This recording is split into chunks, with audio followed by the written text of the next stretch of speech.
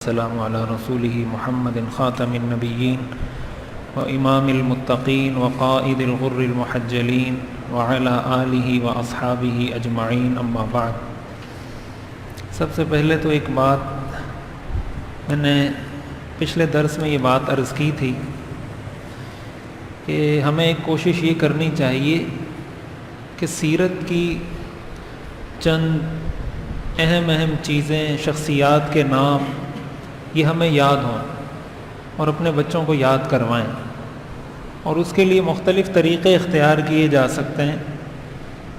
اور ان طریقوں میں سے ایک طریقہ میں نے آپ کو بتایا تھا جو میں نے شروع کیا ہے فیس بک پر اور سوشل میڈیا پر، کہ جو درس ہمارا ہوتا ہے تو اس کے بعد اس میں سے کوئی ایک سوال نکال کر وہ ہم وہاں ڈال دیتے ہیں، اور پھر وہ سوال کرتے ہیں کہ بھائی سیرت کے اس سوال کا جواب کیا ہے۔ تو ایک سوال ہوتا ہے لیکن اس میں 2-3 سوال جمع ہو جاتے ہیں۔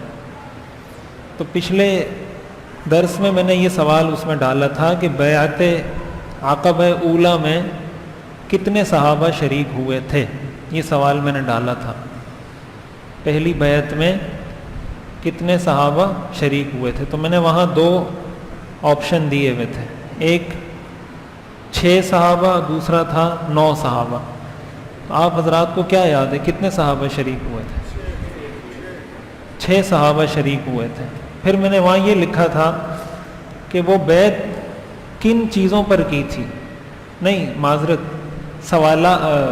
صحابہ 6 نہیں تھے، آپ میں سے کسی نے بھی، صحابہ تو 12 تھے، اس میں جن چیزوں پر بیعت کی تھی وہ 6 تھیں۔ صحابہ کرام 12 تھے، جن چیزوں پر بیعت کی تھی وہ چیزیں 6 تھیں۔ تو میں نے وہاں لکھا تھا کہ وہ 6 چیزیں کون کون سی ہیں، کن کن باتوں پر بیعت کی تھی۔ جو بیعت النساء قرآن کریم کی جو آیت ہے، علی اللہ یشرکن باللہ ولا یسرقن ولا یزنین ولا یقتلن اولادہن ولا یأتین ببہتان یفترینہ بین ایدیہن وارجلہن ولا یعصینک فی معروف، یہ 6 چیزیں تھیں جن پر بیعت ہوئی تھی کہ اللہ کے ساتھ کسی کو شریک نہیں کریں گے، اور چوری نہیں کریں گے، زنا نہیں کریں گے، اولاد کو قتل نہیں کریں گے، کسی پر تہمت نہیں لگائیں گے، اور حضور علیہ الصلاۃ والسلام کی نافرمانی نہیں کریں گے۔ تو پھر میں نے وہاں لکھا تھا کہ جن چیزوں پر بیعت ہوئی ہے وہ لکھیں۔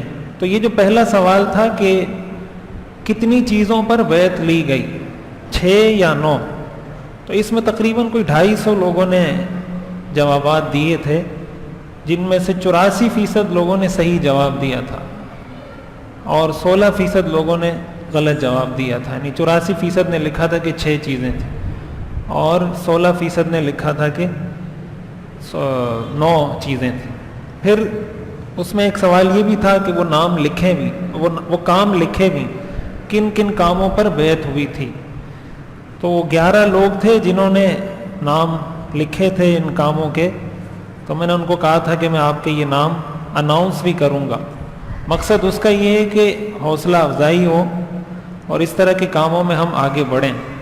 تو جن لوگوں نے جواب دیے تھے ان میں سے ابو محمد عبداللہ، رحیم خان، محمد نذیر، محمد عمر اظہر، فواد عارف، محمد سلمان، اسہل بخاری، محمد صعبان، احمد حسین، محمد عمر، فواد مشتاق، اسی طرح محمد بلال، محمد ہلال، ان حضرات نے جوابات دیے تھے۔ صحیح 6 چیزیں لکھی تھیں کہ ان 6 چیزوں پر بیعت ہوئی تھی۔ تو آپ حضرات کو بھی یاد ہے نا کہ 6 چیزیں کون سی تھیں؟ شرک نہیں کریں گے، زنا نہیں کریں گے، چوری نہیں کریں گے، اپنی اولاد کو قتل نہیں کریں گے، اور کسی پر تہمت نہیں لگائیں گے، اور حضور کی نافرمانی نہیں کریں گے۔ یہ وہ 6 چیزیں تھیں جن پر بیعت ہوئی تھی، اور جس پر میں نے عرض کیا تھا کہ اگر ہم صحابہ کے نقش قدم پر چلنا چاہتے ہیں اس کا طریقہ یہی ہے کہ ہم بھی ان چیزوں کا اہتمام کریں، ہم بھی یہ عہد کریں، ہم بھی یہ عزم کریں کہ ہم اپنے آپ کو ان 6 کے 6 گناہوں سے بچائیں گے۔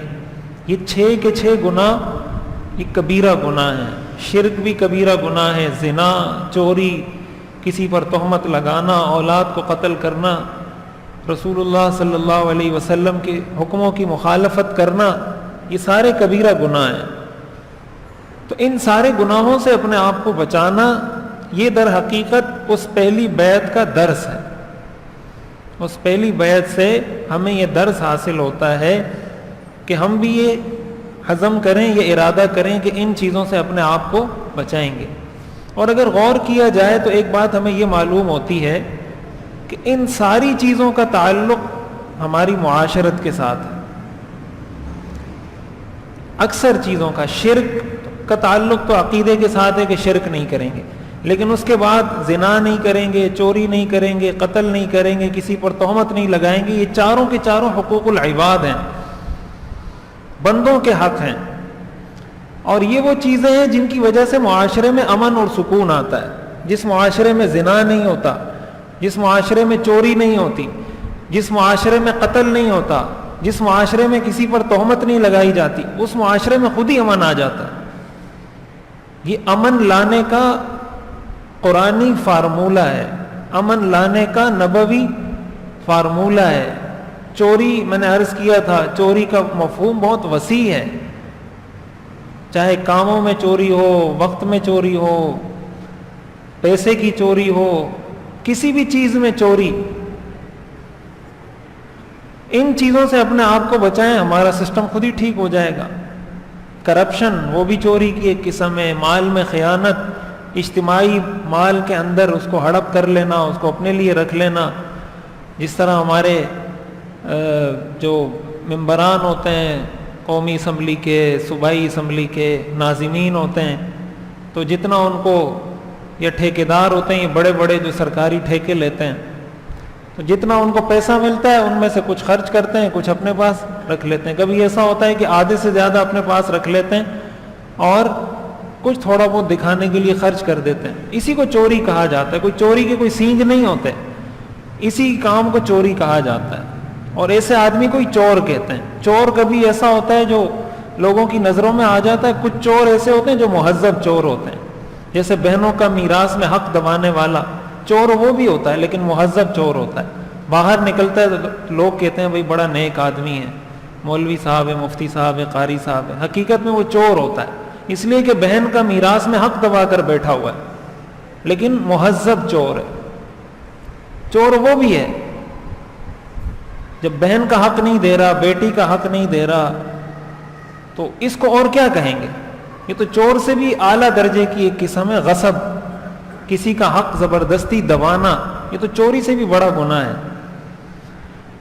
تو دیکھیں، یہ بات میں یہ سیرت پڑھاتا اسی لیے ہوں، میں کس واقعات پڑھانے کے لیے سیرت نہیں پڑھا رہا، واقعات سے ہمیں سبق کیا ملتا ہے، تو اس چیز سے اپنے آپ کو بچانا ہے، اس چیز کا اہتمام کرنا ہے کہ ہم خدا نخواستہ اگر ان گناہوں میں سے کسی گناہ میں مبتلا ہیں تو اپنے آپ کو ان گناہوں سے بچائیں، تاکہ ہم بھی حقیقت میں اس چیز پر پورا اتریں کہ ہم یہ کہتے ہیں کہ ہم صحابہ کے عاشق ہیں اور صحابہ کو ماننے والے ہیں، تو پتہ چلے کہ ہم واقعتاً صحابہ کو مانتے ہیں یا نہیں مانتے۔ ایک بات یہاں یہ سمجھنی چاہیے کہ پہلی بیعت میں جو 12 صحابہ شریک ہوئے تھے، ان میں سے 5 صحابہ وہی تھے جو ابتدا میں 6 صحابہ حضور کے پاس آئے تھے، جن کا میں نے آپ کو تفصیل سے بتایا تھا۔ ان 12 صحابہ میں 5 صحابہ تو وہی تھے، حضرت اسعد ابن زرارہ، حضرت عوف ابن حارث، حضرت رافع ابن مالک، حضرت قطبہ ابن عامر اور حضرت عقبہ ابن عامر۔ ان میں چھٹے تھے حضرت جابر بن عبداللہ۔ یہ ان 12 لوگوں میں نہیں آئے تھے، باقی یہ 5 وہی تھے۔ مزید جو 7 صحابہ آئے تھے، ان میں ایک حضرت معاذ بن حارث، اسی طرح حضرت ذکوان بن عبد قیس، حضرت عبادہ ابن صامت، حضرت یزید ابن ثعلبہ، حضرت عباس بن عبادہ، اور حضرت ابو الہیثم، اس کو تھوڑا آہستہ کرو، ابو الہیثم مالک ابن تیہان، اور حضرت عویم ابن ساعدہ۔ اکثر لوگ پوچھتے رہتے ہیں نا، کوئی اچھے نام بتائیں، بیٹے کے لیے کوئی اچھا نام بتائیں، کوئی دینی نام بتائیں، اتنے پیارے پیارے نام ہیں، ہمیں ناموں کا پتہ نہیں ہوتا، پتہ نہیں کہاں سے اٹھا کے ہمارے لوگ اپنے بچوں کے نام رکھ دیتے ہیں۔ تو آپ کم از کم یہی نام یاد کر لیں کہ پہلی بیعت میں کتنے لوگ شریک ہوئے تھے، اس سے پہلی جو 6 لوگ تھے وہ کون تھے، پھر دوسری بیعت میں کون سے صحابہ شریک ہوئے تھے، ان کے نام کیا تھے، بڑے اچھے اچھے نام آپ کو مل جائیں گے، بڑے پیارے پیارے نام مل جائیں گے. تھوڑی سی توجہ کی ضرورت ہوتی ہے. تو یہ وہ 12 صحابہ تھے جنہوں نے پہلی بیعت میں حصہ لیا، اور حضور علیہ الصلوۃ والسلام نے بیعت کر کے ان کو رخصت کر دیا اور ان کو یہ کہا کہ آپ مدینہ منورہ جائیں اور وہاں دین کا کام کریں، آپ لوگوں کو دین کی دعوت دیں، لوگوں کو دین کی طرف بلائیں. اگلے سال حج پر ملاقات ہوگی. 1 سال کا گویا ان کو ٹاسک دے دیا، 1 سال کا ٹاسک دے دیا کہ آپ کی 1 سال کے لیے تشکیل ہے، آپ مدینہ منورہ کے رہنے والے وہیں جائیں اور وہاں پر کام کریں، لوگوں کو دین کی دعوت دیں. یہ حضرات چلے گئے. ایک بات یہاں یہ سمجھنی چاہیے کہ جب یہ جو 12 صحابہ آئے تھے، ان 12 صحابہ میں جیسے میں نے عرض کیا تھا کہ وہاں 2 قبائل تھے، ایک قبیلے کا نام قبیلہ خزرج تھا، دوسرے قبیلے کا نام قبیلہ اوس تھا. تو جو 6 آدمی ابتدا میں آئے تھے، یہ 6 کے 6 آدمی قبیلہ خزرج کے تھے، 6 کے 6 آدمی قبیلہ خزرج کے تھے. لیکن جب یہ لوگ گئے ہیں، اور میں نے آپ کو یہ بھی بتایا تھا کہ قبیلہ خزرج اور اوس کے درمیان ہمیشہ جنگیں ہوتی تھی، آپس میں یہ لڑتے رہتے تھے. جب یہ لوگ گئے ہیں اور انہوں نے دین کی دعوت دینا شروع کی ان 6 لوگوں میں، تو یہ جو 12 لوگ آئے تھے، ان 12 لوگوں میں سے 2 صحابہ قبیلہ اوس سے تعلق رکھتے تھے اور 10 صحابہ قبیلہ خزرج کے تھے.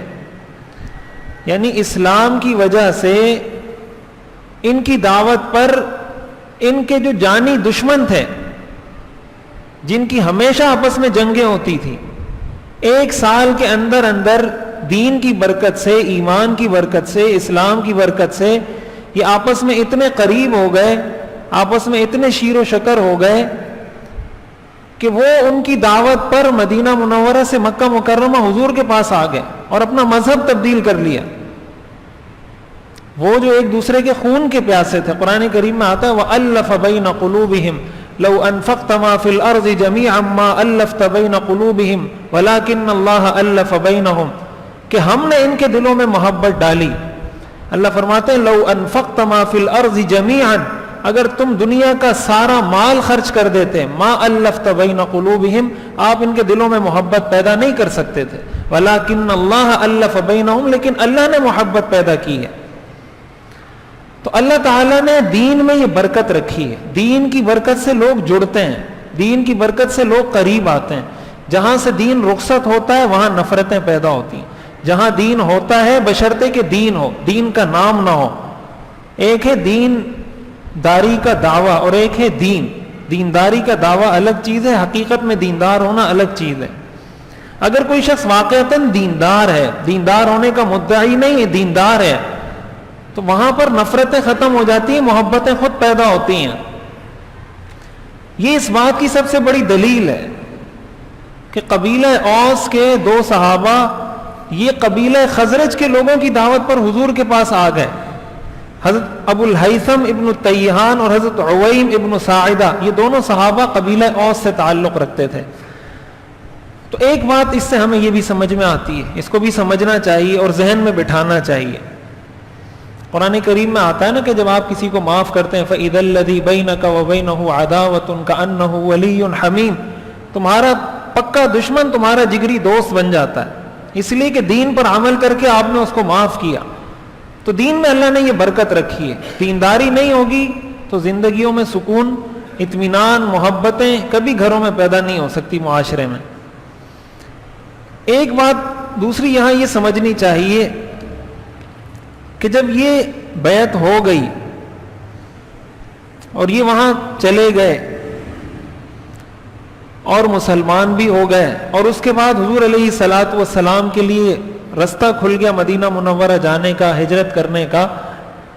اس سے ایک بہت بڑی بات جو عام طور پر مستشرقین اعتراض کرتے ہیں، اس سے یہ بات بڑی واضح ہو کے پتہ چل گئی کہ یہ جو دین تھا یا حضور کی جو دعوت تھی، یہ کوئی قومی لسانی صوبائی تحریک نہیں تھی، یہ دین کی تحریک تھی.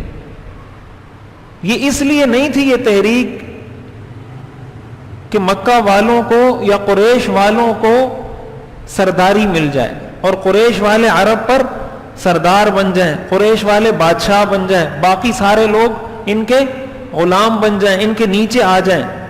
حضور کی دعوت کا یہ مقصد نہیں تھا۔ بہت سے لوگوں نے جو کافر جو مختلف اعتراضات کرتے ہیں، ان کے اعتراض کا بڑا کھلا جواب ہے۔ اگر یہ کوئی قومی تحریک ہوتی اور مقصد اس کا یہ ہوتا ہے کہ قریش کے لوگ دوسروں پر سرداری حاصل کر لیں یا حضور کو سرداری حاصل ہو جائے، تو پھر اسلام مدینہ کے لوگ قبول نہیں کرتے، مکہ کے لوگ قبول کرتے۔ لیکن اللہ تعالیٰ نے یہ کام مدینہ منورہ کے لوگوں سے لیا۔ مدینہ منورہ کے لوگ باہر سے آئے اور مکہ مکرمہ کے لوگوں نے آپ کو نکال دیا۔ اس سے بھی یہ بات پتہ چلتی ہے کہ دیکھیں، دیندار، اگر کوئی شخص دیندار ہے، اس کا یہ مطلب نہیں کہ اس کی اولاد بھی دیندار ہوگی، اور اگر کوئی شخص دیندار نہیں ہے، اس کا یہ مطلب نہیں کہ اس کی اولاد بھی دیندار نہیں ہوگی۔ اس کا تعلق رجوع کے ساتھ ہے۔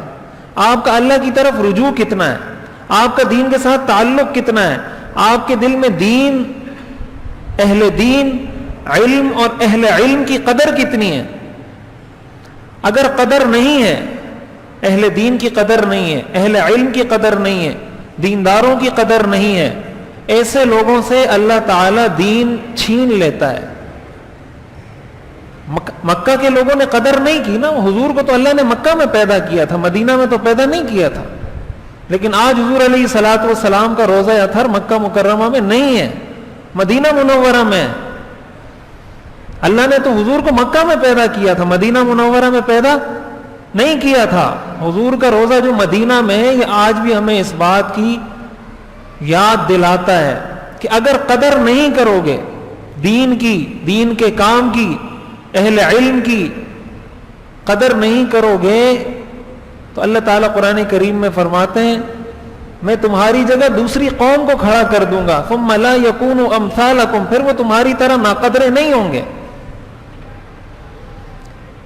یستبدل قوما غیرکم وان تتولوا یستبدل قوما غیرکم ثم لا یکونوا امثالکم، اگر تم اللہ کے دین سے منہ پھیرو گے، یستبدل قوما غیرکم، اللہ بدلے میں کوئی اور قوم لے آئے گا، ثم لا یکونوا امثالکم، پھر وہ تمہاری طرح نہیں ہوں گے۔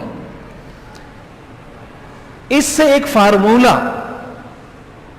ایک ضابطہ، ایک اصول سمجھ میں آیا۔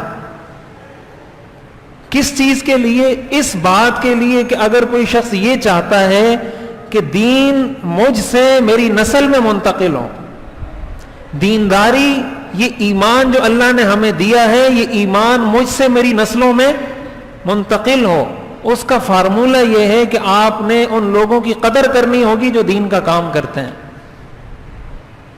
آپ نے ان کے کام کو اپنا کام سمجھنا ہوگا۔ اگر آپ یہ سمجھتے ہیں کہ یار یہ تو مولوی ہے، یہ تبلیغی ہے، یہ تو ہر وقت تنگ کرتا رہتا ہے، ہر وقت تقریریں کرتے رہتے ہیں، لوگوں کو کبھی کہتے ہیں نماز کے لیے آؤ، کبھی کہتے ہیں یہ نہیں کرو، کبھی کہتے ہیں یہ نہیں کرو، یہ مولوی ہیں، فارغ لوگ ہیں، تو اس کا نتیجہ پھر یہ ہوتا ہے کہ اللہ تعالیٰ علم وہاں سے لے لیتے ہیں۔ یہ جو علم آج دنیا کے اندر اللہ تعالیٰ نے علم کا جو مرکز بنایا ہے نا، وہ پاکستان اور ہندوستان کو بنایا ہے اس وقت۔ تو یہ قرآن تو پاکستان میں تو نازل نہیں ہوا تھا، نہ ہندوستان میں نازل ہوا، قرآن تو مکہ مکرمہ میں نازل ہوا ہے، لیکن آج ساری دنیا کے لیے علم کا مرکز وہ پاکستان اور ہندوستان ہے۔ اس لیے کہ یہاں کے لوگوں نے قدر کی تو اللہ نے علم کو یہاں منتقل کر دیا، یہاں سے اٹھنے والے کام وہاں بھی چلتے ہیں۔ ہماری جو تبلیغی جماعت کا کام ہے پوری دنیا میں ہو رہا ہے یا نہیں ہو رہا؟ تبلیغی جماعت کا کام مکہ مکرمہ سے تو شروع نہیں ہوا، مدینہ منورہ سے تو شروع نہیں ہوا، بغداد سے، مصر سے، شام سے، وہاں سے تو شروع نہیں ہوا، یہ تو ہندوستان سے شروع ہوا ہے، یہ تو اس سرزمین سے شروع ہوا ہے، اور آج ساری دنیا میں وہ کام پھیل گیا۔ تو علماء نے لکھا ہے علم سفر کرتا رہتا ہے، علم سفر کرتا رہتا ہے۔ ایک وقت تھا جب علم کا مرکز مدینہ منورہ تھا، حضور کے زمانے میں، صحابہ کے دور میں، پھر علم وہاں سے منتقل ہو گیا بغداد، کوفہ، حضرت علی رضی اللہ تعالیٰ عنہ وہاں چلے گئے، حضرت عبداللہ ابن مسعود رضی اللہ تعالیٰ عنہ وہاں چلے گئے، وہ جگہ ان کا دار الخلافہ بن گیا۔ امام ابو حنیفہ رحمۃ اللہ علیہ عراق کے رہنے والے تھے، علم کا مرکز کوفہ بنا، پھر وہاں سے منتقل ہوتے ہوتے یہ جو وسطی ایشیائی ممالک ہیں، آذربائیجان اور یہ جتنی اس طرح کی جو کنٹریز ہیں، جو ممالک ہیں، تو ہمارے جتنے محدثین ہیں، امام بخاری، امام ترمذی، امام نسائی، یہ جتنے بڑے بڑے محدثین ہیں، یہ سارے ان علاقوں کے رہنے والے ہیں. یہ عرب نہیں تھے، ان کی زبان عربی نہیں تھی. امام بخاری عربی نہیں ہے، لیکن ان کی کتاب آج تک ساری دنیا میں پڑھی جاتی ہے. قرآن کے بعد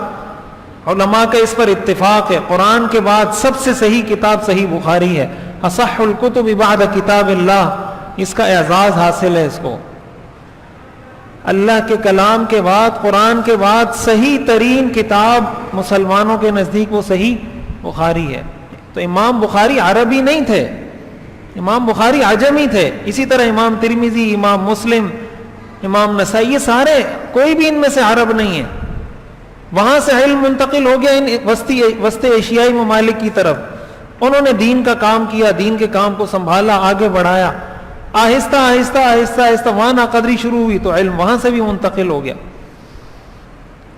اگر ہم ابھی اس وقت دنیا میں سارے علماء یہ بات کرتے ہیں، جو عرب علماء آتے ہیں، جو دوسرے ملکوں سے علماء آتے ہیں، وہ یہ کہتے ہیں کہ اس وقت اللہ نے جو مرکزیت دی ہے دین کے علم کی، وہ یہاں کے پاکستان، ہندوستان، بنگلہ دیش، اس خطے کو اللہ نے مرکزیت دی ہے دین کی. ہم پر بہت بڑی ذمہ داری عائد ہوتی ہے، اور وہ ذمہ داری یہی ہے، جس طرح مدینہ کے لوگوں نے حضور علیہ الصلاۃ والسلام کی قدر کی تو آج تک حضور انہی کے ساتھ ہیں. میں آگے اس کا ذکر کرتا ہوں، بیعت عقبہ ثالثہ میں جو حضور نے ان کے ساتھ معاہدہ کیا تھا. اور اگر ناقدری کی تو پھر اس بات کی کوئی گارنٹی نہیں ہے کہ آپ کا بیٹا یا آپ کا پوتا یا آپ کا نواسا، ان کے اندر یہ دین باقی رہتا ہے، یہ ایمان باقی رہتا ہے، نہیں باقی رہتا، اس کی کوئی گارنٹی نہیں ہے، کوئی ضمانت نہیں ہے. اگر یہ علم یہاں سے منتقل ہو جاتا ہے، یہاں سے شفٹ ہو جاتا ہے، یہاں سے ٹرانسفر ہو جاتا ہے، تو پھر یہ دین، یہ ایمان باقی. ابھی جو برطانیہ کا وزیر اعظم ہے اس وقت، ابھی جو برطانیہ کا وزیر اعظم بنا ہے، یہ تقریباً کوئی 2 مہینے پہلے، تو اس کے آباء و اجداد مسلمان تھے. آباء و اجداد اس کے مسلمان تھے، لیکن بعد میں اس کے آباء و اجداد میں ایسے لوگ آئے جو علماء کے مخالف تھے، سیکولر لوگ جن کو کہا جاتا ہے. اس کی پوری ہسٹری BBC نے لکھی تھی کہ اس کے آباء و اجداد میں کون مسلمان تھے. بڑے بڑے مسلمان اس کے آباء و اجداد میں گزرے. ابھی اس وقت جو مجھے نام یاد نہیں، ابھی جو وزیر اعظم ہے برطانیہ کا، نتیجہ یہ ہوا کہ اس کے آباء و اجداد میں ایک طبقہ ایسا آیا جو علماء کے ساتھ، علماء کا مخالف تھا کہ یہ مولوی یہ کرتے ہیں، یہ کرتے ہیں، یہ کرتے ہیں، مولویوں کو کچھ پتہ نہیں ہے، شدت پسند، انتہا پسند، جو آج کل باتیں کی جاتی ہیں. نتیجہ یہ ہوا کہ آج اس کا بیٹا ان کی نسل کا وہ کافر ہے اور کافروں کا سردار ہے. کافر ہے اور کافروں کا سردار ہے، مسلمانوں کا بیٹا. یہ تو زندہ مثال ہے نا، کوئی 5 صدیاں پرانی مثال تو نہیں دے رہا، آج کی ابھی کی مثال دے رہا ہوں. آپ ذرا جا کے سرچ کریں، پڑھیں اس کو، آپ کو پتہ چلے گا.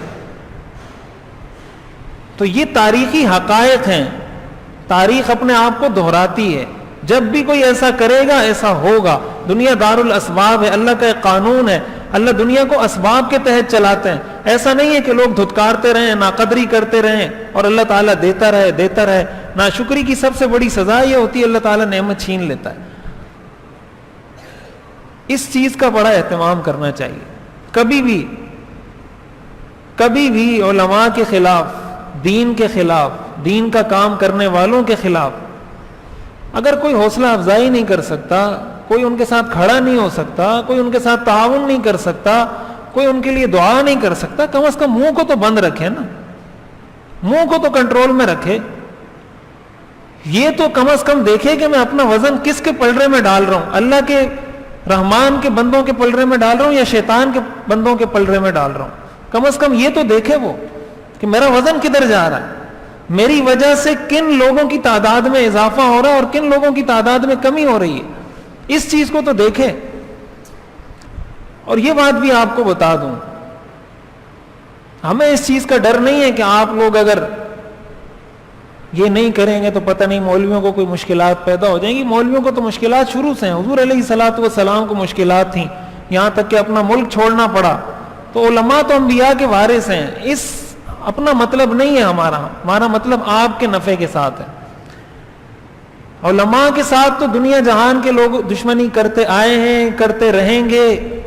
حضرت موسیٰ تھے تو مقابلے میں فرعون بھی تھا, حضرت ابراہیم تھے تو مقابلے میں نمرود بھی تھا, حضور تھے تو مقابلے میں ابو جہل اور ابو لہب بھی تھا. یہ اللہ کا نظام ہے, یہ طے شدہ بات ہے, یہ پتھر کی لکیر ہے. والعاقبۃ للمتقین, آخری انجام, آخری کامیابی وہ متقین کو ملنی ہے.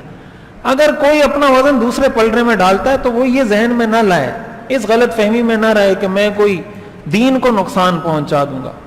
دین کو کوئی نقصان نہیں پہنچا سکتا, یہ ممکن نہیں ہے. اللہ کا دین ہے, انا نحن نزلنا الذکر وانا لہ لحافظون. اللہ نے وعدہ کیا ہوا ہے, اللہ اس کی حفاظت کرے گا. اللہ کا دین کسی کا محتاج نہیں ہے. اگر کوئی اس میں استعمال ہو جاتا ہے یہ اس کے لیے فخر اور سعادت کی بات ہے. تو یہ بات بھی ذہن سے نکال دینی چاہیے کہ یہ دین شاید میری وجہ سے قائم ہے. وہ کہتے ہیں نا کہ چمگادڑ پتہ نہیں کون سا پرندہ ہے, وہ جب سوتا ہے رات کو تو ٹانگیں اوپر آسمانوں کی طرف کر دیتا ہے کوئی, اور وہ کہتا ہے کہ یہ میں اس لیے اوپر کی ہے تاکہ آسمان گر نہیں جائے کہیں, یہ آسمان کو میں نے روکا ہوا ہے. ہمارے ذہن میں کبھی کبھی یہ آتا ہے دین کا کام کر لیں یا کسی دین کے کام میں شریک ہو جائیں یا کوئی مالی تعاون کہیں کر لے, کسی بھی طرح تعاون کر لے تو وہ یہ سمجھتا ہے یہ دین میں نے قائم کیا. اللہ تعالیٰ فرماتا ہے ان اللہ یمسک السماوات والارض ان تزولا, یہ آسمان اور زمین کو میں نے قائم رکھا ہے, تم نے نہیں رکھا. ولئن زالتا ان امسکہما من احد من بعدی, جب میں چاہوں گا تم میں سے کوئی اس کو قائم نہیں رکھ سکتا. ہم نے دین کو قائم نہیں رکھا, دین کی برکت سے ہم قائم ہیں. تو دین کا کام کرتے ہوئے ذہن میں کبھی یہ بات نہیں آنی چاہیے کہ میں نے دین کو کوئی نفع پہنچایا. یہ بات آنی چاہیے کہ دین نے مجھے نفع پہنچایا, میں سعادت مند ہوں, میرے لیے خوش بختی کی بات ہے کہ اللہ نے مجھے اس دین سے جوڑ دیا. یہ بات ہمیشہ, تاکہ انسان کو شکر کی توفیق ہو. ایک بات یہ یاد رکھنی چاہیے, یہ انصاری صحابہ جب مدینہ منورہ تشریف لے کر گئے, انہوں نے وہاں دین کی دعوت کا کام شروع کیا, لوگوں کو بلانا شروع کیا. اگلے سال حضور علیہ الصلوۃ والسلام نے ان کو کہا تھا کہ اگلے سال آپ جب حج کے موقع پر آئیں گے تو پھر ملاقات کریں گے. جب اگلے سال حج کا موقع تھا جس کو 13 نبوی کہا جاتا ہے, حضور علیہ الصلوۃ والسلام کی نبوت کا جو 13واں سال تھا, تو اس میں ایک روایت کے مطابق 72 اور ایک روایت کے مطابق 73 لوگ, 73 یا 72 لوگ حضور علیہ الصلوۃ والسلام کی خدمت میں حاضر ہوئے بیعت کے لیے. پہلے مرحلے میں 6 صحابہ آئے تھے, پھر بیعت اولیٰ میں 12 صحابہ آئے تھے. اب اس سال 72 یا 73 اور ایک روایت میں 75 بھی ہیں, مختلف روایات ہیں. اس تعداد میں صحابہ کرام وہ لوگ جو مسلمان ہو گئے تھے حضور سے ملاقات کے لیے مدینہ منورہ آئے. جب مدینہ منورہ آئے ہیں, حضور علیہ الصلوۃ والسلام نے ان سے یہ کہا تھا کہ ہم حج کے اختتام پر ملاقات کریں گے. مدینہ منورہ سے جو لوگ حج کے لیے آتے تھے ان میں مشرکین بھی تھے, مشرکین بھی حج کرتے تھے, سارے حج تو سارے ہی کرتے تھے.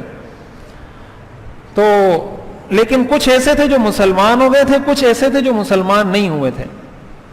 جو ان میں مسلمان ہو گئے تھے انہوں نے یہ بات مشرکین سے چھپائی تھی کہ ہم نے وہاں جا کے حضور سے ملاقات کرنی ہے. انہوں نے مشرکین کے سامنے یہ بات ظاہر نہیں کی تھی. جو ان میں مسلمان تھے صرف انہی کو پتا تھا, خفیہ رکھا تھا بات کو تاکہ ہمیں کوئی نقصان نہ پہنچائے. جب حج ختم ہو گیا, 12 ذی الحجہ کو جب رمی کی جاتی ہے تو حاجی چلے جاتے ہیں. اگلے دن جو 13 ذی الحجہ ہوتا ہے اس کی رمی ضروری نہیں ہے, اکثر لوگ چلے جاتے ہیں. حضور علیہ الصلوۃ والسلام نے ان سے یہ وعدہ کیا اور یہ طے کیا کہ 12 ذی الحجہ کی رمی کر کے لوگ چلے جائیں گے. اس دن رات کو, یعنی 13 ذی الحجہ کی جو رات ہوگی, اس دن رات کو چونکہ منی خالی ہو گیا ہوگا, سارے حج کرنے والے وہاں سے چلے گئے ہوں گے, اس دن رات کو ہم ملاقات کریں گے. اور حضور نے ان کو یہ تاکید کی تھی کہ خفیہ طریقے سے آنا ہے, ایک ایک کر کے آنا ہے. سارے اس طرح جمگھٹے کی شکل میں, اجتماعی شکل میں نہیں آنا, ایک ایک کر کے وہاں سے نکلنا تاکہ کسی کو اندازہ نہ ہو کہ یہ کہاں جا رہے ہیں اور کیوں جا رہے ہیں. اور یہ حضور علیہ الصلوۃ والسلام کی وہ حکمت عملی تھی، وہ پالیسی تھی جس کی وجہ سے یہ سارا جو پروسیجر تھا یہ کامیاب ہوا ہے۔ ہمارے ہاں لوگ دین کا کام یا کرتے نہیں ہیں یا کرتے ہیں تو بے وقوفی کو سمجھتے ہیں کہ یہ کوئی بہت اچھا کام ہے۔ حدیث میں آتا ہے نا المؤمن غر کریم والفاجر خب لئیم، کہ مومن سیدھا سادہ ہوتا ہے، بھولا بھالا ہوتا ہے۔ اس کا مطلب یہ نہیں ہوتا، بھولا بھالا سیدھا سادہ ہونے کا مطلب یہ ہے کہ مومن ساری چیزوں کو سمجھتا ہے، نظر انداز کر دیتا ہے، اگنور کر دیتا ہے۔ لوگ یہ سمجھتے ہیں کہ یہ پاگل ہے، اس کو پتہ نہیں چلتا، وہ سب کچھ سمجھ رہا ہوتا ہے، لیکن لوگوں کو ایسے شو کر رہا ہوتا ہے، کسی نے زیادتی کی، کسی نے ظلم کیا، کسی نے کچھ کہا، وہ ایسے اظہار کرتا ہے گویا اس کو پتہ ہی نہیں ہے۔ لوگ کہتے ہیں یار یہ پاگل ہے، بے وقوف ہے، حالانکہ اس کو سب پتہ ہوتا ہے۔ تو مومن کے سادہ ہونے کا یہ مطلب نہیں ہے کہ بے وقوف ہو۔ حضور علیہ الصلوۃ والسلام کی کہیں کسی عمل سے یہ بات ثابت نہیں ہے۔ میں یہ بات کئی دفعہ عرض کر چکا ہوں، حضور نے فرمایا لست بخب ولا الخب یخدعنی، نہ تو میں چالاک ہوں نہ کوئی چالاک مجھے دھوکہ دے سکتا ہے۔ لست بخب ولا الخب یخدعنی، نہ میں چالاک ہوں نہ کوئی چالاک مجھے دھوکہ دے سکتا ہے۔ مسلمان کو ایسا ہی ہونا چاہیے، یہ نہیں کوئی بھی آئے دھوکہ دے کے چلا جائے اور یہ کہے مومن بھولا بھالا ہوتا ہے، اس کو بے وقوف کہا جاتا ہے۔ مومن بے وقوف نہیں ہوتا۔ حضور علیہ الصلوۃ والسلام نے ان کو یہ نصیحت کی کہ خفیہ طریقے سے آنا، ایک ایک کر کے آنا۔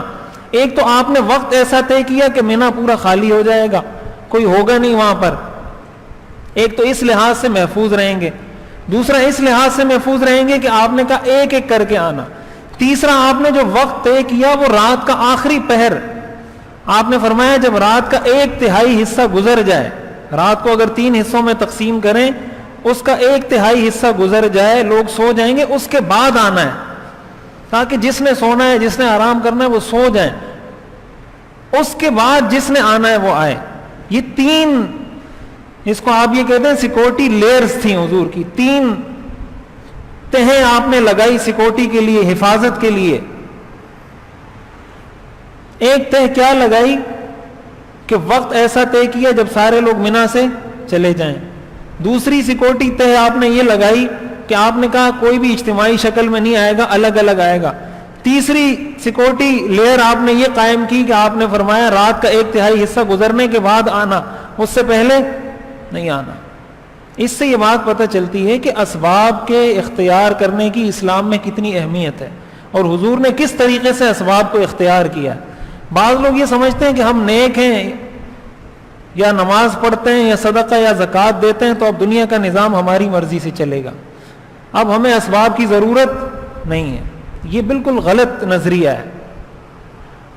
آپ جتنے بھی نیک ہو جائیں، اللہ کا جو نظام ہے، اللہ دنیا کا نظام اسی طرح چلائے گا۔ نیک ہونے کا مطلب یہ نہیں کہ اب آپ جیسے چاہیں گے دنیا اسی طرح چلنا شروع ہو جائے گی اسباب کے بغیر، کہ آپ کہیں میں تو نیک آدمی ہوں بہت زیادہ، لہٰذا مجھے اسباب اختیار کرنے کی ضرورت نہیں، سارے سب کے سامنے آ جاؤ، سب کے سامنے بات کریں گے اس لیے کہ میں بہت نیک آدمی ہوں، یا میں کون سا کوئی غلط کام کر رہا ہوں۔ یہ اسلام کا درس، جہاں شریعت کا حکم ہے کہ معاملے کو خفیہ رکھیں تو خفیہ رکھیں، جہاں شریعت کا حکم ہے کہ ظاہر کریں تو ظاہر کریں۔ کسی ایک چیز پہ اڑ جانا، کسی ایک چیز پہ ڈٹ جانا، یہ نہ سیرت کا درس ہے نہ اسلام کا درس ہے۔ تو یہ لوگ حضور علیہ الصلوۃ والسلام کے پاس تشریف لائے، 72 صحابہ تھے یا 73، اور ایک روایت کے مطابق جیسے میں نے عرض کیا 75 صحابہ تھے۔ ان کے ساتھ حضور علیہ الصلوۃ والسلام جب تشریف لائے، حضور کے ساتھ حضرت عباس تھے، حضرت علی تھے، اور حضرت ابوبکر صدیق رضی اللہ تعالیٰ عنہ تھے۔ حضرت عباس حضور کے ساتھ آئے، مجلس میں شریک ہوئے، بیٹھے حضور کے ساتھ کہ وہ دیکھیں۔ حضرت عباس حضور کے چچا تھے، تو انہوں نے کہا میں دیکھتا ہوں، سنتا ہوں کیا بات ہوتی ہے کیا۔ حضرت علی کو حضور نے جو گھاٹی تھی، جو یہ جو منی میں جمرات ہے، یہاں پر ایک گھاٹی تھی، آپ نے وہاں گھاٹی کے دہانے پر ان کو کھڑا کر دیا کہ آپ یہاں پہ کھڑے ہو جائیں، اور حضرت ابوبکر صدیق کو حضور نے راستے میں، جہاں سے وہ راستہ مڑتا تھا، وہاں کھڑا کر دیا کہ آپ یہاں کھڑے ہو جائیں۔ حضرت علی کو کہا کہ آپ گھاٹی کے دہانے پر کھڑے ہو جائیں، اور حضرت عباس کو ساتھ لے گئے۔ اس سے بھی یہ بات بالکل واضح ہو جاتی ہے۔ ہم جیسا کوئی ہوتا تو وہ کہتا میں تو دین کا کام کر رہا ہوں، مجھے کیا ضرورت ہے، یا تو کہتا سب میرے ساتھ آ جاؤ، یا کہتا نہیں میں اکیلا جا رہا ہوں، مجھے کوئی ضرورت نہیں ہے۔ حضور نے حضرت ابوبکر کو ایک جگہ کھڑا کیا، حضرت علی کو دوسری جگہ کھڑا کیا, حضرت عباس کو ساتھ لے کر گئے. اسی کو سیکورٹی کہا جاتا ہے نا, اور کیا ہوتی ہے سیکورٹی؟ اسی کو کہا جاتا ہے اسباب کو اختیار کرنا. تو اس طرح کی چیزوں میں یہ جو توکل کا نام لے کر غلط تصور پیش کیا جاتا ہے اسلام کا, یہ بالکل غلط ہے. یہ اسلام کی تعلیم ہرگز نہیں ہے. حضور علیہ الصلوۃ والسلام جب تشریف لے گئے صحابہ, اور یہ صحابہ جو حضور کے پاس تشریف لے آئے, حضور علیہ الصلوۃ والسلام نے ان سے بات چیت شروع کی. تو حضرت جابر رضی اللہ تعالیٰ عنہ فرماتے ہیں کہ ہم نے یہ کہا, حضرت جابر فرماتے ہیں قلنا حتی متی نترک رسول اللہ صلی اللہ علیہ وسلم یطرد فی جبال مکہ ویخاف. ہم نے یہ کہا کہ کب تک حضور کو ہم اسی طرح چھوڑے رکھیں گے اور لوگ ان کو دھتکارتے رہیں گے, کبھی یہاں سے وہاں کبھی وہاں سے یہاں, کب تک حضور اس طرح دھکے کھاتے رہیں گے؟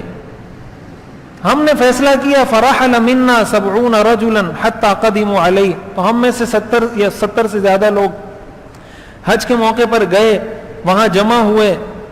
پھر حضور علیہ الصلوۃ والسلام نے فرمایا بیعت کرتے ہیں. تو انہوں نے کہا کس چیز پر بیعت؟ بیعت کے کیا کیا اس کے بند کیا ہوں گے, کیا کیا اس کی شقیں ہوں گی؟ حضور علیہ الصلوۃ والسلام نے فرمایا تبایعونی علی السمع والطاعہ,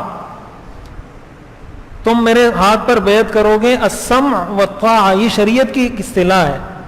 لفظی ترجمہ اس کا یہ ہے کہ ہم سنیں گے اور بات مانیں گے. قرآن کریم میں آتا ہے نا سمعنا واطعنا. جو مومن ہے وہ کہتے ہیں ہم نے سنا اور ہم نے مانا, اور جو کافر ہیں وہ کہتے ہیں سمعنا وعصینا, ہم نے سنا اور ہم نے نافرمانی کی.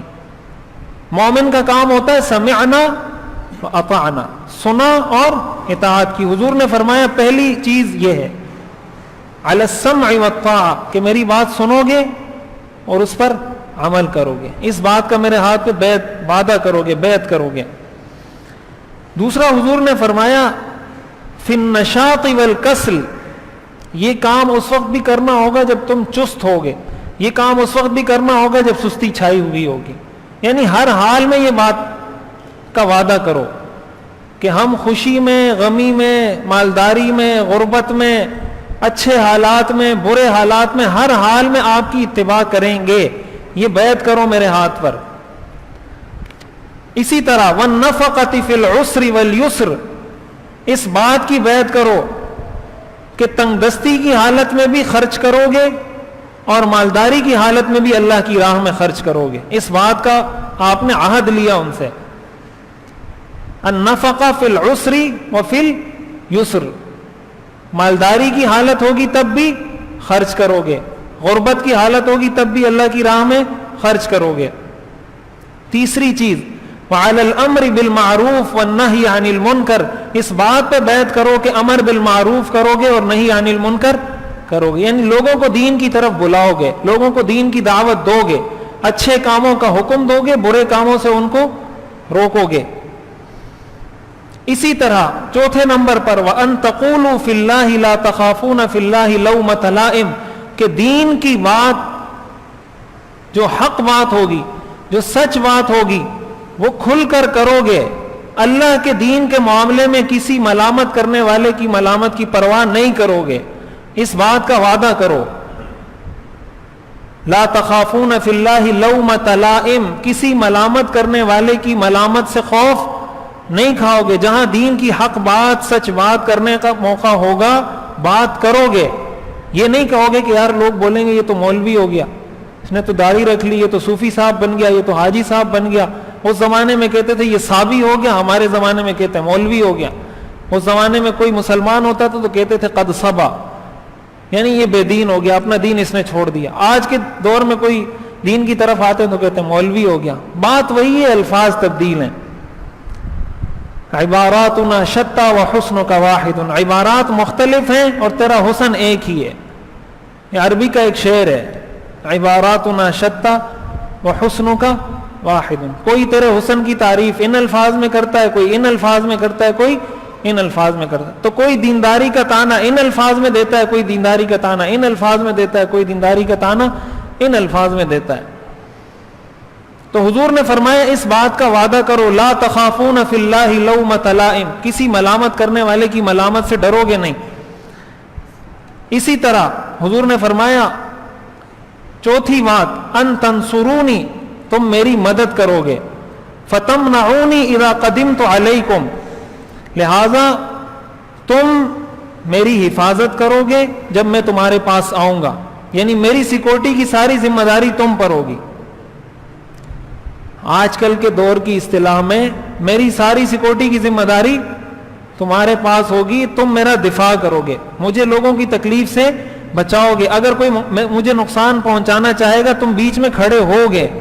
تمنعونی اذا قدمت علیکم، بالکل اسی طرح میرا دفاع کرو گے، مما تمنعون منہ انفسکم وازواجکم وابناءکم، جس طرح تم اپنی بیویوں کا دفاع کرتے ہو، اپنی اولاد کے لیے کھڑے ہوتے ہو، اور اپنی بیویوں کے لیے، اپنی جانوں کے لیے اور اپنے بیٹوں کے لیے جس طرح کھڑے ہوتے ہو، میرے لیے اسی طرح کھڑے ہو گئے. اس بات کا میرے سے وعدہ کرو. یہ بھی حضور نے ان سے وعدہ لیا، اور حضور نے فرمایا وَلَكُمُ الْجَنَّةُ، اس کے بدلے میں تمہیں جنت کی ضمانت دیتا ہوں. اب ہم اگر اس کو سوچیں کہ حضور نے یہ بیعت ان سے لی، اور پھر ذرا ہم اس کو اپنی زندگی پر فٹ کریں، تطبیق کریں، اس کی امپلیمنٹیشن کریں، نافذ کریں اپنی زندگی میں. پہلا وعدہ حضور نے ان سے لیا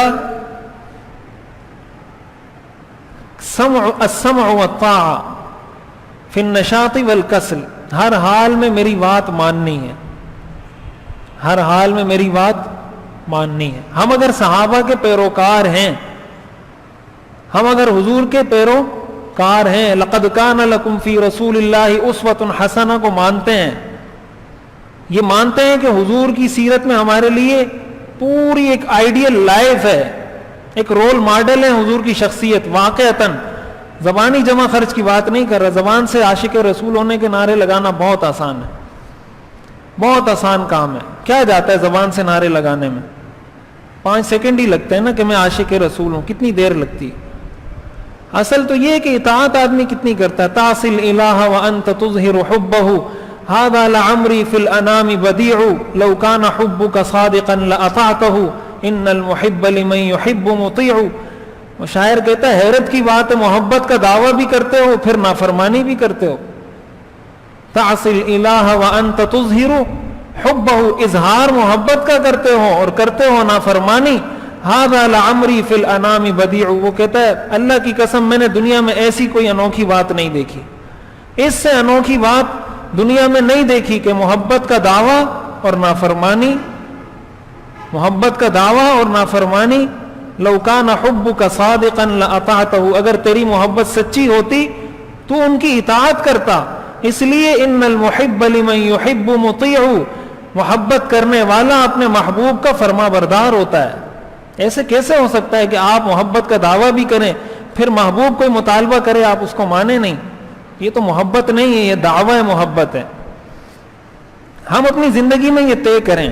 یہ بیعت عقبہ ثانیہ جو دوسری بیعت صحابہ نے کی اس کا درس ہے. نمبر 1 السمع والطاعہ فی النشاط والکسل، سستی اور چستی، ہر حالت میں اللہ اور اس کے رسول کے احکام پر عمل کرنا ہے.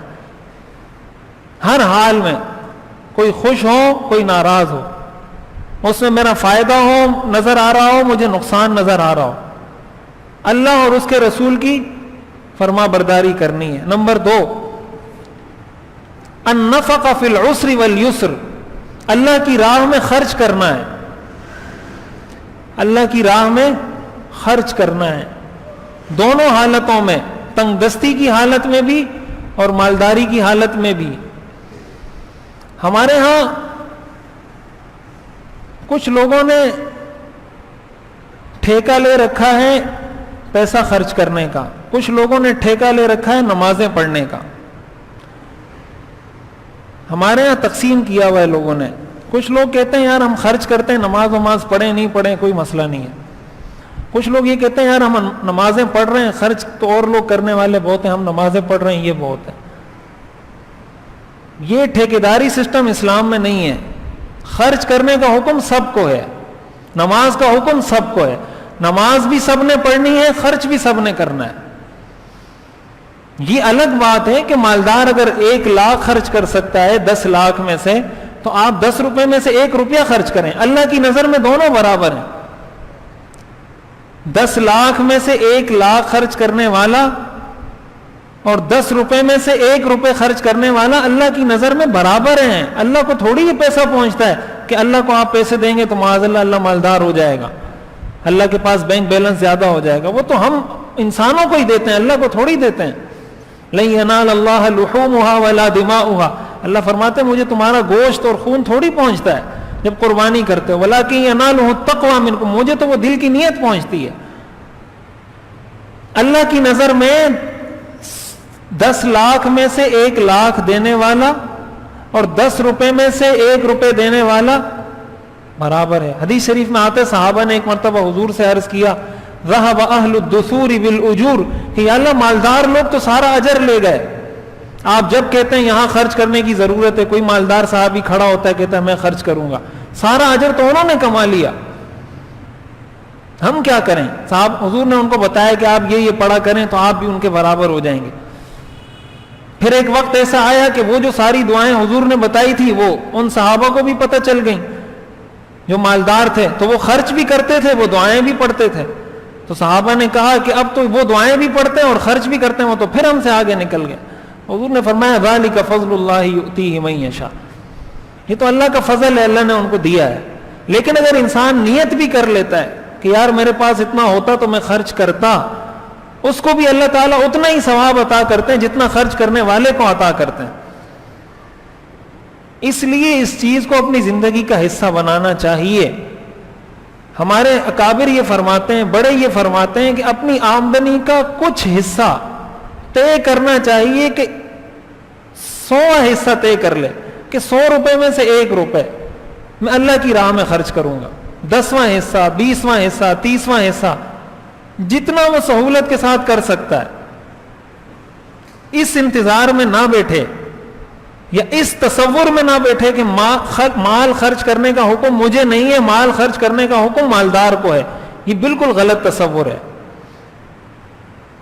مال خرچ کرنے کا حکم غریب کو بھی ہے، مال خرچ کرنے کا حکم مالدار کو بھی ہے۔ اور جب یہ چیز مسلم معاشرے میں پیدا ہوگی، مسلمانوں کے اندر سے یہ غربت، افلاس، تنگ دستی خود ختم ہو جائے گی۔ جب ہر صاحب حق کو اس کا حق پہنچے گا تو کوئی وجہ نہیں ہے کہ کوئی مسلمان پوری دنیا میں بھوکا سوئے۔ اسلام کا اتنا مضبوط سسٹم ہے زکوٰۃ اور صدقات کا، پوری دنیا میں کسی مذہب کے پاس، کسی حکومت کے پاس اتنا مضبوط سسٹم نہیں ہے غریبوں کی زندگی کو بدلنے کا جو سسٹم اسلام نے دیا ہے مسلمانوں کو۔ زکوٰۃ کا نظام ہے، عشر کا نظام ہے، خمس کا نظام ہے، صدقات کا نظام ہے، پھر قربانی کا پورا ایک نظام ہے، نفلی صدقات کا ایک نظام ہے، ہدیے کا پورا ایک نظام ہے، یہ پورا ایک سسٹم ہے، وقف کا پورا ایک نظام ہے شریعت کے پاس۔ لیکن اصل یہ کہ ہم اس کو اختیار کریں۔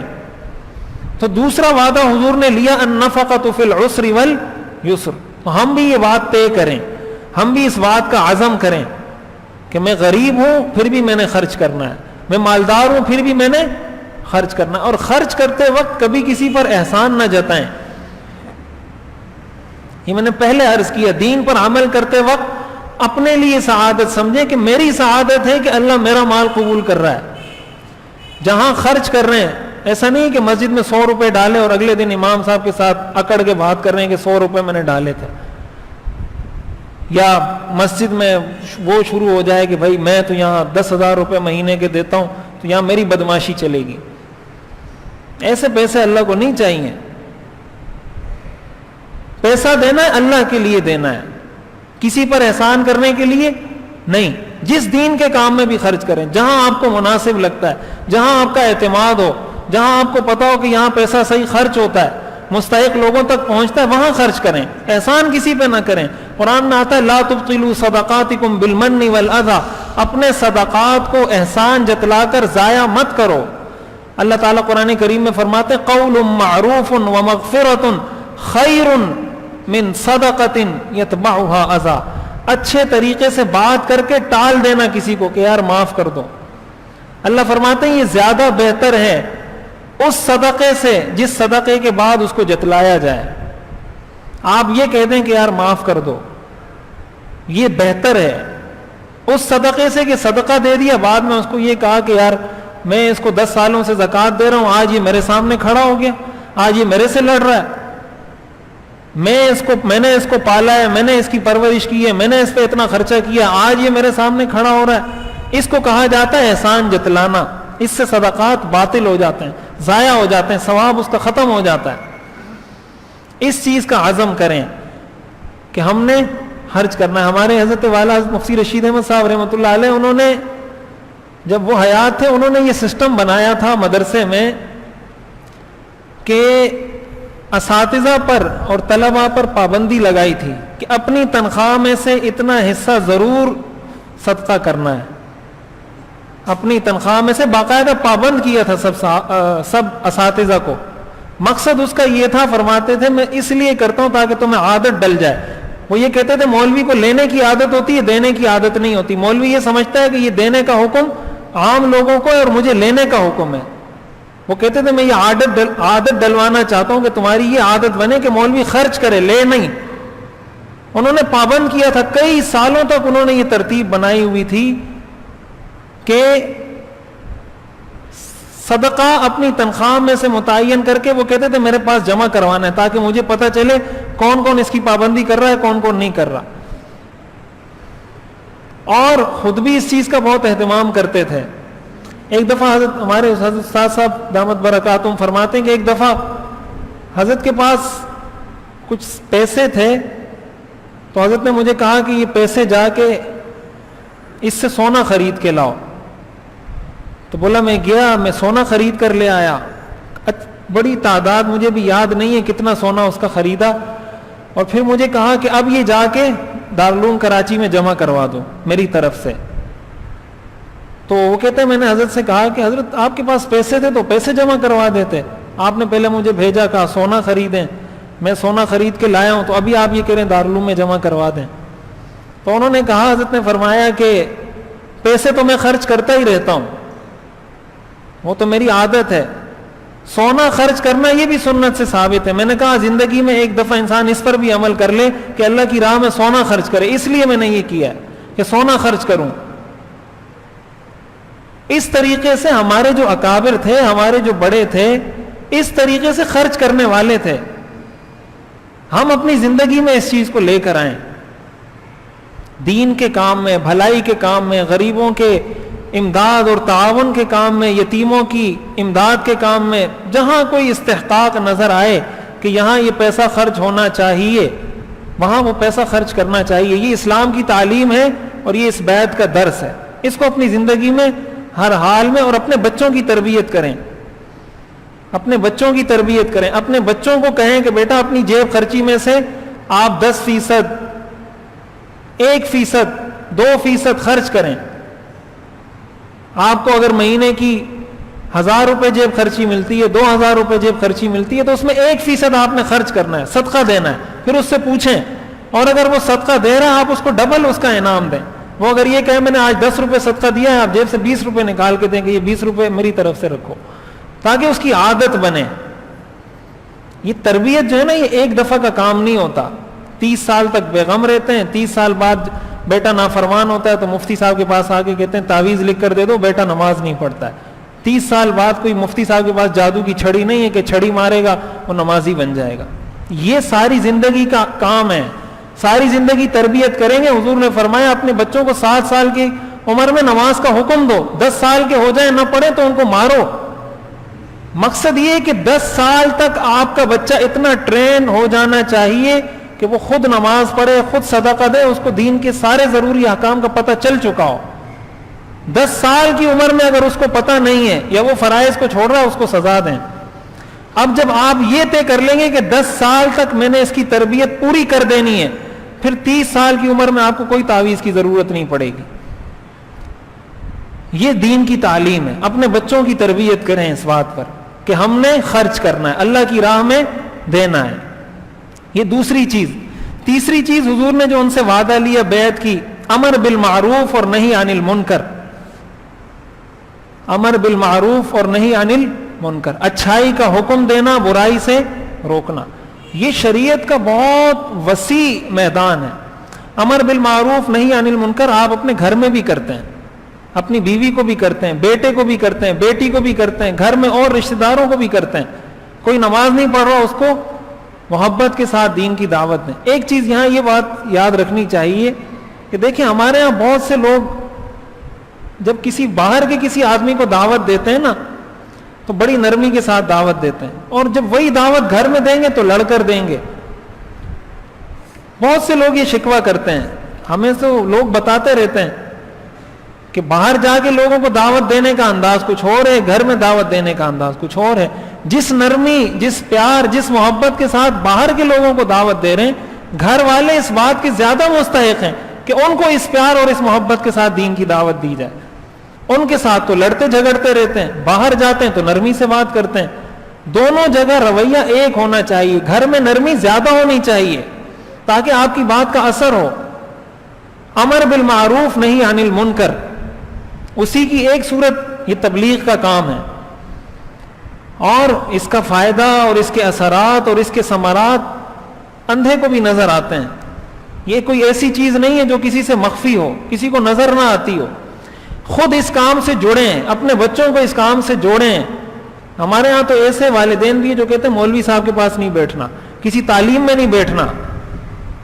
پھر وہی بچہ جب بڑا ہو کے باپ کے سر پہ جوتیاں مارتا ہے نا، پھر جب وہ بوڑھا ہو جاتا ہے، کمانے کے قابل نہیں رہتا، گھر سے اس کا وہ نوجوان بیٹا اس کو نکال دیتا ہے، پھر وہ اسی مولوی صاحب کے پاس آتا ہے کہ میرا بیٹا مجھے جوتیاں مارتا ہے. پھر مولوی صاحب کیا کرے؟ مولوی صاحب تو پھر دعا ہی کر سکتا ہے اور تو کچھ نہیں کر سکتا. بچپن میں تو آپ نے بیٹے کو کہا تھا مولوی صاحب کے پاس نہیں بیٹھنا، کوئی تبلیغی نظر آئے تو دور سے بھاگ جانا. ہمارے ہاں جیسے نوجوان کرتے ہیں نا، کوئی گشت پہ کوئی ساتھی دار ہیں تو وہیں سے دور سے ہی دیکھ کے غائب ہو جاتے ہیں کہ دین کی بات سننی ہی نہ پڑے. اس طرح اگر دین کے کام کی ناقدری کریں گے، یہ امر بالمعروف نہی عن المنکر کا حصہ ہے، اور یہ دنیا میں اس کی کامیاب ترین، اس وقت دنیا میں سب سے کامیاب ترین شکل ہے امر بالمعروف اور نہی عن المنکر کی. اس سے کامیاب شکل اس وقت دنیا میں کوئی موجود نہیں ہے. اس سے اپنے آپ کو جوڑیں، اپنی اولاد کو جوڑیں، خود جوڑیں، جتنا وقت دے سکتے ہیں. آپ کا بچہ، اس کے کچھ ٹائم نہیں ہے، اس کو کہیں بیٹا تعلیم میں تو بیٹھ جایا کرو، 5 منٹ تو مسجد میں کسی مولوی صاحب کے پاس، کسی عالم کے پاس، کسی مفتی صاحب کے پاس بیٹھ جایا کرو، 5 منٹ تو وقت دے دیا کرو. امر بالمعروف نہی عن المنکر، یہ دوسری بیعت عقبہ ثانیہ کا درس ہے، اور یہ ہر مسلمان کے ذمے میں اس کی استطاعت کے مطابق لازم ہے. چاہے وہ گھر کی حد تک ہو، محلے کی حد تک ہو، اس سے زیادہ اعلیٰ سطح پر ہو، اس سے زیادہ اعلیٰ سطح پر ہو، ساری دنیا کی سطح پر ہو، ملک کی سطح پر ہو، شہر کی سطح پر ہو، جس میں جتنی استطاعت اللہ نے رکھی ہے اس کو اپنی ذمہ داری سمجھیں. یہ نہ کہے کہ یہ میرا کام نہیں ہے، یہ مولوی صاحب کا کام ہے یا فلاں صاحب کا کام. چوتھا کام جو اسی کے ساتھ جڑا ہوا ہے کہ جب یہ کام کرو گے تو لوگ ملامت بھی کریں گے، لوگ تانے بھی دیں گے، ہو سکتا ہے کوئی برا بھلا بھی کہے. تو حضور نے اسی کے ساتھ یہ وعدہ لیا کہ کسی سے ڈرو گے نہیں. لا تخافون فی اللہ لومۃ لائم، کسی سے ڈرو گے. جب ڈر پیدا ہو گیا کہ یار لوگ کیا بولیں گے، لوگ بولیں گے یہ مولوی بن گیا، یہ ہو گیا، فلاں ہو گیا، یہی وہ ایک چیز ہے جو آپ کی کامیابی کی راہ میں رکاوٹ ہے. یہ ایک گھاٹی آپ عبور کر لیں، آپ کامیاب ہیں. یہ کفر کی، شیطان کی سب سے بڑی چال ہے کہ اس گھاٹی پر، اس دروازے پر وہ انسان کو روک دیتا ہے کہ یار لوگ کیا بولیں گے، لوگ میرے بارے میں کیا سوچیں گے. یہ وہ چیز ہے جو انسان کو بہت سے نیک کاموں سے روک دیتی. جب انسان یہ طے کر لے کہ یار دنیا ادھر سے ادھر ہو جائے، کوئی کچھ کہے، میری بلا سے میں نے دین پر عمل کرنا ہے، پھر اس کو کوئی نہیں روک سکتا، پھر اس کی راہ میں کوئی چیز رکاوٹ نہیں ہو سکتی. لیکن یہ چیز جب تک نہیں آئے گی، دین کی راہ میں آپ کے لیے رکاوٹیں کھڑی ہوتی رہیں گی. اس بات کا عزم اور نیت اور ارادہ کرنا ہوگا کہ اللہ کے دین پر عمل کرنے میں ہمیں کسی کی ملامت کی اس کا خوف نہیں ہے. ہم کسی سے ڈریں گے نہیں، کسی سے جھجک ہمارے دلوں میں نہیں پیدا ہوگی. اسی طرح حضور نے یہ بھی فرمایا کہ میری مدد کرو گے، میرا دفاع کرو گے. جس طرح اپنی اولاد کی حفاظت کرتے ہو، اسی طرح میری حفاظت کرو گے. اس سے یہ بات بھی معلوم ہوتی ہے کہ یہ بھی مسلمانوں کی ذمہ داری ہے کہ دین کی، اہل دین کی، دین کا کام کرنے والے علماء کی، مدارس کی، خانقاہوں کی، مساجد کی، دین کے کام سے وابستہ ہر طبقے کی حفاظت یہ بھی مسلمانوں کی ذمہ داری ہے۔ حضور نے صحابہ سے اس کا وعدہ لیا تھا اور بڑا پکا وعدہ لیا تھا، اور یہ آپ اس سے پہلے بھی پڑھ چکے ہیں۔ حضور نے جن جن کو بیعت کیا سب سے اس بات کا وعدہ لیا ہے۔ وہ جو 6 صحابہ بیعت ہوئے تھے، اس سے پہلے حضور جن سے ملے تھے، سب سے حضور یہ کہتے تھے کہ آیا یہ وعدہ کرتے ہو کہ میری حفاظت کرو گے؟ جب ان میں سے کوئی کہتا تھا نہیں ہم یہ وعدہ نہیں کر سکتے، حضور کہتے تھے میں بتا چکا ہوں ساری تفصیل سے، حضور کہتے تھے میں بیعت نہیں کرتا۔ ان 6 لوگوں سے پہلے حضور جن کے پاس گئے تھے، جس قبیلے کے پاس، شیبان ابن ثعلبہ، انہوں نے یہی کہا تھا نا کہ اس جانب سے ہم آپ کی حفاظت کریں گے، فارس کی جانب سے ہم آپ کی حفاظت نہیں کر سکتے۔ حضور نے فرمایا نہیں، میں معاہدہ نہیں کرتا۔ آپ نے صاف صاف بات کر دی، اللہ آپ کو اس کا اجر دے گا، میں تمہیں بیعت نہیں کر سکتا۔ حضور نے کیا ہی نہیں، ان کی بیعت قبول ہی نہیں کی حضور نے۔ یہ بھی مسلمانوں کی ذمہ داری ہے، دین، اہل دین، دین کا کام کرنے والی شخصیات اور اداروں کی حفاظت، اس کے لیے کھڑا ہونا، اس کے دفاع میں مال خرچ کرنا، اپنا وقت لگانا، اس کے لیے نیک تمناؤں کا اظہار کرنا۔ ہمارے ہاں تو ہمارا سارا زور اسی پہ صرف ہو جاتا ہے، کبھی دینی مدارس کو برا بھلا کہیں گے، کبھی علماء کو برا بھلا کہیں گے، کبھی دین کا کام کرنے والوں کو ذرا سی غلطی پکڑ کے بیٹھ جائیں گے، مولوی تو ایسے ہوتے ہیں، مدرسوں میں تو یہ ہوتا ہے، مولوی نے یہ کر دیا، فلاں نے یہ کر دیا۔ مولوی نے یہ دعویٰ کب کیا ہے کہ میں پیغمبر ہوں یا رسول ہوں؟ کب دعویٰ کیا ہے مولوی نے کہ میں معصوم ہوں؟ بھائی جس طرح آپ ہیں اسی طرح آپ کا مولوی ہے، خود جیسے ہیں تو مولوی بھی آپ کا ویسا ہی ہوگا۔ ظاہر ہے جنید بغدادی اسی کو ملے گا جس کے ماننے والے، جس کے مقتدی بھی ایسے ہوں جیسے جنید بغدادی کے تھے، جس طرح حسن بصری کے تھے۔ خود تو کچھ بھی کریں، مولوی آپ کو چاہیے حسن بصری اور جنید بغدادی اور ابو ذر غفاری اور ابو بکر صدیق۔ جیسے آپ، جیسے ہی روح ویسے فرشتے، جیسے آپ ہیں ویسے ہی آپ کا مولوی ہوگا۔ غلطیاں، خامیاں، نقص، کمی، کوتاہی کس میں نہیں ہے؟ کس سسٹم میں نہیں ہے؟ دنیا کے کون سے نظام میں انسان کا بنایا ہوا کون سا ایسا سسٹم ہے جس میں خامی نہیں ہے؟ اس خامی کی وجہ سے کیا آپ اس کو چھوڑ دیتے ہیں؟ دین کو ہم اس لیے چھوڑتے ہیں کہ دین کی ہماری نظروں میں وقت نہیں ہے۔ دین کی ہماری نظروں میں پوری دنیا میں یہ بات اکثر کہتا رہتا ہوں، سب سے پنکچول، اپنے ٹائم پر سب سے زیادہ پنکچول مولوی سے زیادہ کوئی نہیں ہوتا۔ نماز کے لیے جو وقت متعین ہے ٹھیک اسی وقت پہ جماعت کھڑی ہو جاتی ہے۔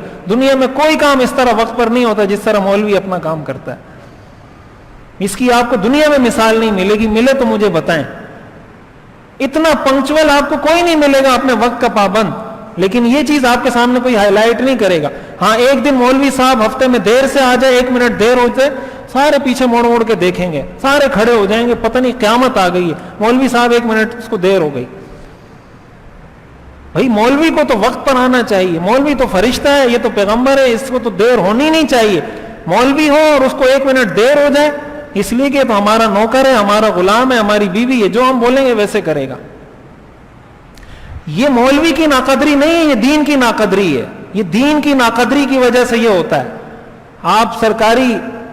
آپ کا کوئی سرکاری افسر ہو، میجر جنرل ہو، کرنل ہو، اس نے آپ کو وقت دیا ہو کہ میں اتنے بجے آؤں گا اور وہ 10 منٹ لیٹ ہے، اور آپ ذرا اس کو دیکھیں ایسے آنکھیں نکال کے، پھر میں آپ کو کہوں گا کہ آپ میں کتنی تپڑ اور کتنی ہمت ہے۔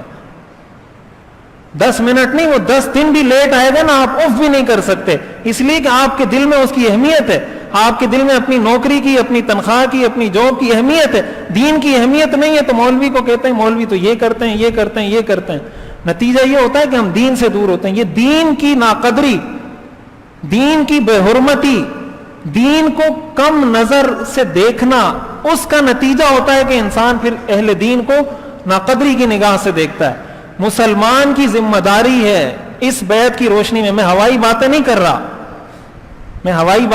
رہا، مسلمان بننا ہے۔ اللہ نے کہا ادخلوا فی السلم کافہ۔ اگر یہ کہتے ہیں کہ حضور ہمارے رول ماڈل ہیں، یہ ہے رول ماڈل، یہ آئیڈیل شخصیت ہیں، یہ ان کا کردار ہے۔ حضور نے ہمیں یہ بتایا کہ مسلمان کا کام ہے دین اور اہل دین، اور دینی اداروں کی حفاظت کرنا، اس کی سپورٹ کرنا، اس کا دفاع کرنا، اس کی حمایت میں کھڑا ہونا، یہ سیرت کا درس ہے۔ یہ وہ ساری چیزیں ہیں جس پر حضور نے فرمایا اگر یہ سب کچھ کرو گے لکم الجنہ، میں تمہیں جنت کی ضمانت دیتا ہوں۔ ہم میں سے بھی اگر سارے لوگ اس بات کا عزم کر لیں کہ یہ کام میں نے کرنا ہے، ان کو بھی حضور کی طرف سے جنت کی گارنٹی۔ یہ عمل ہے، جو کہتا ہے مجھے جنت کی گارنٹی چاہیے، ان کاموں کی پابندی کر لے۔ السمع والطاعہ فی النشاط والکسل، خوشی اور غمی ہر حال میں اللہ اور اللہ کے رسول کی بات ماننی ہے۔ نمبر 1 النفقۃ فی العسر والیسر، تنگ دستی اور مالداری میں اللہ کی راہ میں خرچ کرنا ہے۔ نمبر 3 الامر بالمعروف والنہی عن المنکر، امر بالمعروف اور نہی عن المنکر کرنا ہے۔ نمبر 4 لا تخافون فی اللہ لومۃ لائم، اللہ کے دین کے معاملے میں کسی کی ملامت کی پرواہ نہیں کرنی۔ نمبر 5 دین، اہل دین، علم، اہل علم، دین کا کام کرنے والی شخصیات اور اداروں اور دینی شخصیات اور دین کے کام کا اسی طرح دفاع کرنا ہے، اسی طرح حفاظت کرنی ہے، اسی طرح خیال رکھنا ہے جس طرح اپنے بچوں کا، اپنی بیویوں کا خیال رکھتے ہیں۔ حضور نے فرمایا یہ 5 کام کر لو میں جنت کی ضمانت دیتا ہوں۔ تو جنت کی ضمانت اگر ہمیں چاہیے اور آپ سے کوئی یہ پوچھے کہ بیعت عقبہ ثانیہ میں کن چیزوں پر بیعت ہوئی تھی، حضور نے کیا وعدہ لیا تھا، کیا معاہدہ کیا تھا، تو آپ کو پتا ہونا چاہیے کہ 5 وعدے لیے تھے۔ کتنے وعدے لیے تھے؟ 5 وعدے۔ پہلا وعدہ کیا تھا؟ بولے میرے ساتھ، کہ ہر حال میں اللہ اور اس کے رسول کی بات ماننی ہے۔ دوسرا وعدہ کیا تھا؟ اللہ کی راہ میں خرچ کرنا ہے، تنگ دستی کی حالت میں بھی اور مالداری کی حالت میں بھی۔ تیسرا وعدہ کیا لیا تھا؟ امر بالمعروف کرنا ہے اور نہی عن المنکر کرنا ہے۔ چوتھا وعدہ کیا لیا تھا؟ اللہ کے دین کے معاملے میں کسی سے ڈرنا نہیں ہے، کسی ملامت کرنے والے کی ملامت کی پرواہ نہیں کرنی، کوئی اچھا کہے برا کہے، سچ سمجھے جھوٹ سمجھے، آپ نے اپنے دین کی حق بات کرنی ہے۔ نمبر 5 دین اور اہل دین کی ایسی حفاظت کرنی ہے، بالکل ایسی حفاظت کرنی ہے جس طرح اپنی اولاد کی اور اپنی بیویوں کی حفاظت اور دفاع کرتے ہو۔ ان 5 کام کرنے والوں کو حضور نے فرمایا لکم الجنہ، تمہارے لیے جنت ہے۔ یہی اس بیعت کا درس ہے، یہی ہمیں سیکھنا چاہیے۔ مزید اس میں کیا تفصیل ہے اور اس سے ہمیں کیا دروس حاصل ہوتے ہیں اور آگے اس میں کیا ہوا تھا، یہ انشاءاللہ میں اگلے درس میں عرض کروں گا۔ اللہ تعالی ہمیں سمجھنے اور عمل کرنے کی توفیق عطا فرمائے۔